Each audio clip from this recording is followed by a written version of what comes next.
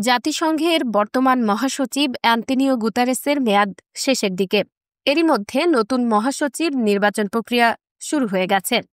চিলির সাবেক প্রেসিডেন্ট মিশেল ব্যাশেলকে মনোনয়ন দেবে বলে এরই মধ্যে ঘোষণা দিয়েছেন দেশটির প্রেসিডেন্ট গ্যাব্রিয়েল বরিক।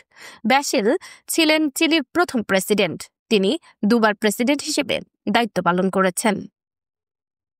এছাড়া 2018 থেকে 2022 মেয়াদে তিনি জাতিসংঘের মানবাধিকার হাই কমিশনার ছিলেন।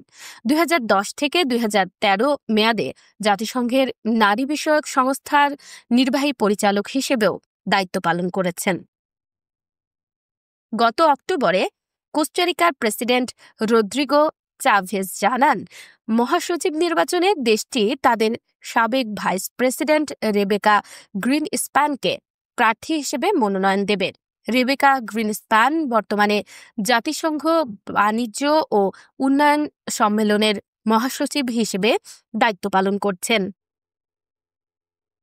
রাফায়েল গ্রোসি বহুদিন ধরেই বলে আসছেন, জাতিসংঘের মহাসচিব পদে প্রতিদ্বন্দ্বিতা করবেন।